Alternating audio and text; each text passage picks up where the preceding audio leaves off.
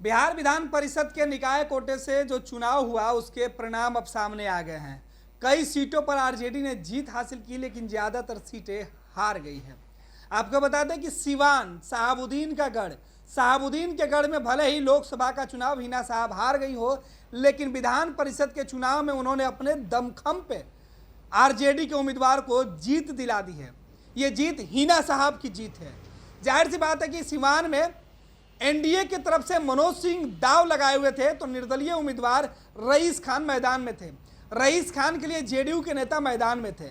सीधे तौर पे कह सकते हैं कि सिवान की जो लड़ाई थी वो बेहद दिलचस्प हो गई थी जब रईस खान और मनोज सिंह एक साथ चुनाव के मैदान में उतरे और आरजेडी उम्मीदवार के सामने सीधे तौर पे मोर्चा खोल दिया था। तेजस्वी यादव भी सिवान जाने से बचते रहे, लेकिन सिवान का पूरा जो दारोमदार था वो हिना साहब के मत्थे पर था। हिना साहब के अलावा आरजेडी के जो विधायक हैं वो लगातार कैंप किए हुए थे।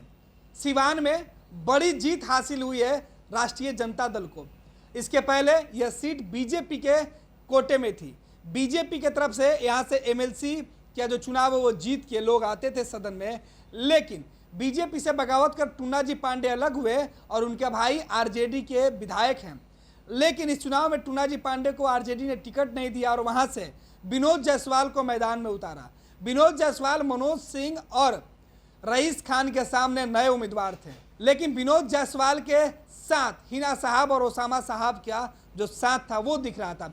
हिना साहब खुद विनोद जायसवाल के लिए घूम घूम कर वोट मांग रही थी और नतीजा जब चुनाव के परिणाम आए तो विनोद जायसवाल चुनाव जीत गए हैं।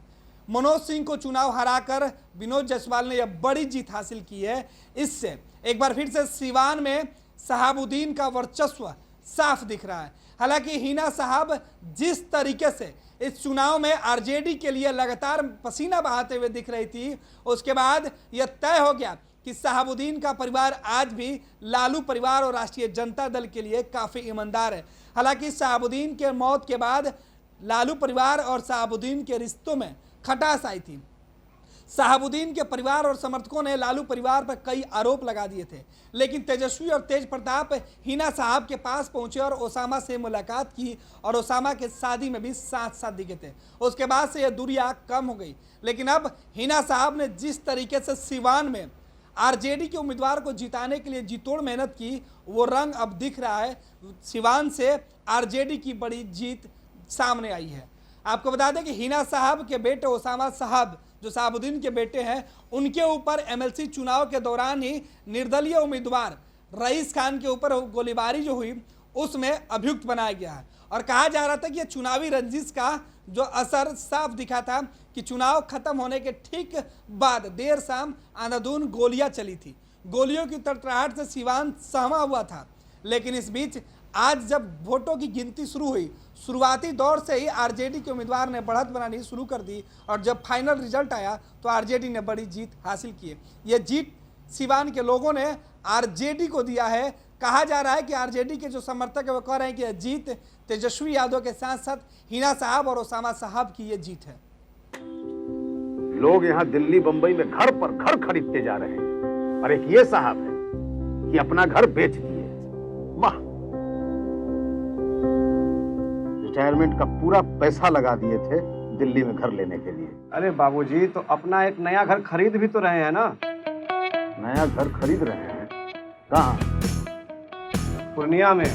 पूर्णिया में? हाँ। अरे बाबूजी, दिल्ली बंबई में घर खरीदना अच्छी बात है, लेकिन अपने घर पे घर खरीदना बड़ी बात है।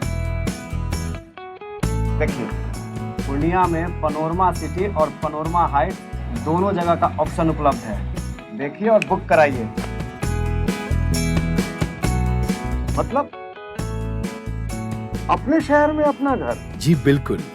अब कीजिए घर वापसी पूर्णिया के पैनोरमा सिटी और पैनोरमा हाइट में।